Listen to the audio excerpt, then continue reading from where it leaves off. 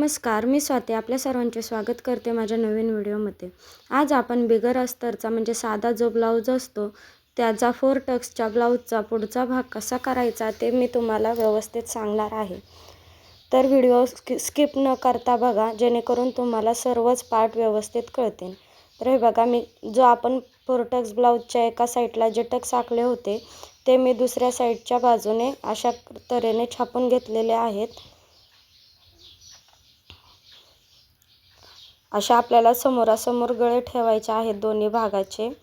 Bobbin मी विसरले होते धागा टाकायचा मशीनला, तो मी आता धागा लावून घेत आहे मशीनला।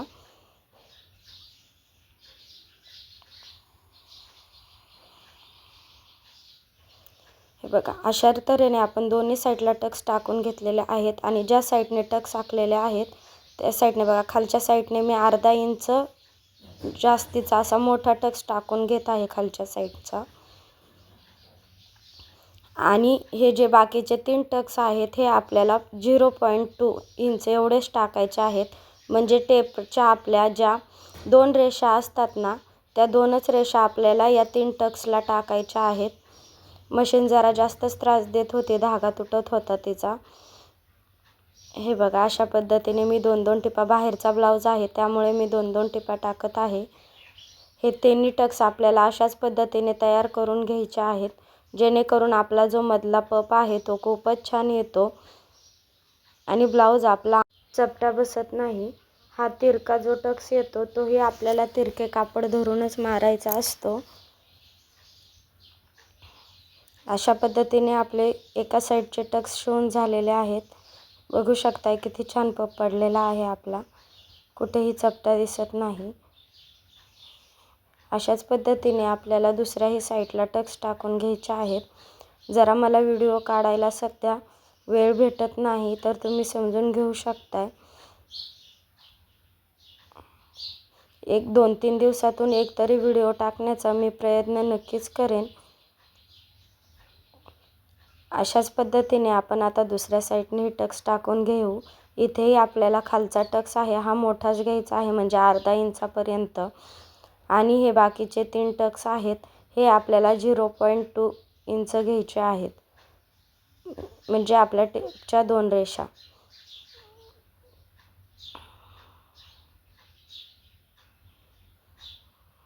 तुम्हाला 4 टक्सचा साधा ब्लाऊज शिवायला येतो का ते मला नक्कीच कमेंटमध्ये सांगा।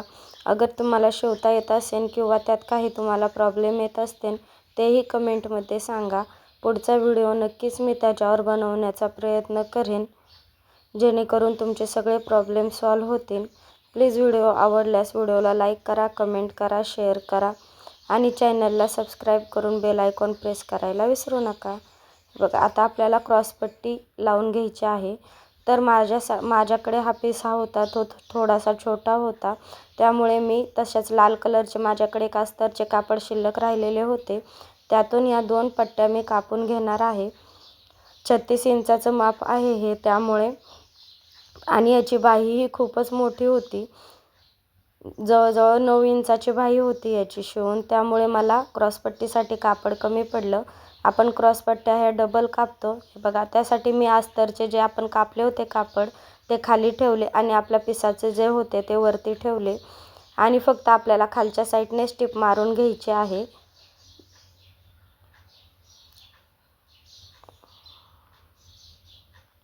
अशा पद्धतीने आपल्याला फक्त खालच्या साईडने टिप मारून घ्यायची आहे आणि जे आपले अस्तरचे कापड होते ते अशा पद्धतीने आपल्याला दाबटीप मारून घ्यायची आहे। अस्तरच्या कापडावर आपली दाबटीप आली पाहिजे हे लक्षात ठेवायचे आहे आपल्याला। आणि व्हिडिओत दाखवल्याप्रमाणे मी जसे आता फोल्ड करून आतल्या साईडने सगळीकडून टिप मारून घेत आहे तशीच टिप आपल्याला मारून घ्यायची आहे। खूपच सोपं आहे हे। क्रॉसपट्टी लावण्याची दुसरीही पद्धत आहे, पण मला ही सोपी वाटते त्यामुळे मी हीच वापरते। जसे आपण अस्तरच्या ब्लाऊजला करतो त्याच पद्धतीने आपल्याला या 2 पट्ट्या जॉईंट करून घ्यायच्या आहेत।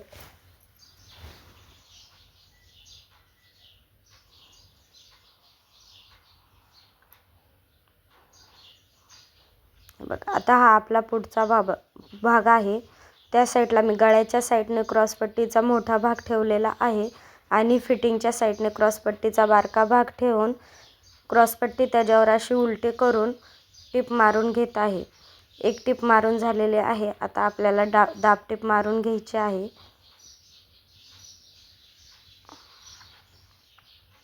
अशा पद्धतीने आपण दाब टिप मारून घेतलेली आहे.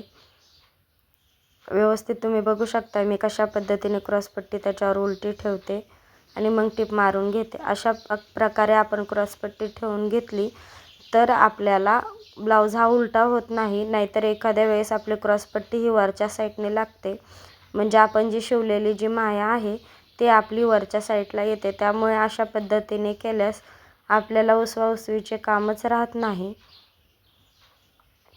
एक्स्ट्राचा जो भाग होता तो मी कट करून घेतला. आता अशा पद्धतीने आपण 2 पट्ट्या तयार करून घेणार आहोत. एक बटन पट्टी आणि एक काजपट्टी. तर हे बघा मी 2 पट्ट्या तयार करून घेतल्या आणि दोन्ही साईडला मी टिप मारून घेत आहे छोटीशी. अशा पद्धतीने दुमडून फोल्ड करून आपल्याला छोटीशी टिप मारून घ्यायची आहे दोन्ही साईडला.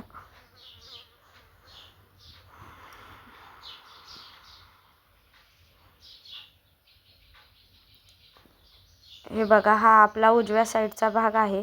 उजव्या साईडला जी पट्टी आहे ती मी वरच्या साईडने लावून घेणार आहे. बटन लावायचे आहेत आपल्याला, यामुळे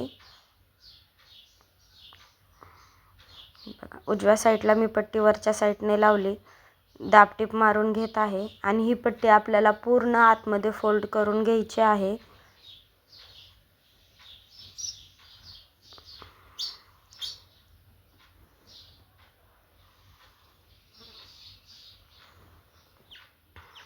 प्लीज व्हिडिओ आवडल्यास नक्कीच लाईक करा आणि मला सपोर्ट करा. लवकरच माझे व्हिडिओ ही मी दररोज टाकण्याचा प्रयत्न करेन. आता ही डाव्या साईडचा जो भाग आहे तो आपल्याला ती पट्टी आतल्या साईडने लावायची आहे. अशा पद्धतीने टिप मारून घेऊन खालचे जे कापड राहिलेले आहे थोडेसे ते फोल्ड करून वरच्या साईडला घ्यायचे आहे आणि ही पट्टी आपल्याला अर्धीच दुमडायची आहे आणि अर्धी दुमडून आपल्याला एकदम कडेने टिप मारून घ्यायची आहे, जेणेकरून आपल्या गुंड्या ह्या साईडला बसणार आहेत. हे जे मी तुम्हाला सांगितले आहे हे ब्लाऊज पीस आपण जेव्हा मशीनवर आपल्या समोर ठेवतो त्यावेळेस येणारा हात सांगितलेला आहे. दोन्ही आपल्याला एक सोबत ठेवून गळ्याचा भाग आपल्याला एकसारखा कट करून घ्यायचा आहे. बघा किती छान आपला पुढचा भाग शिवून झालेला आहे.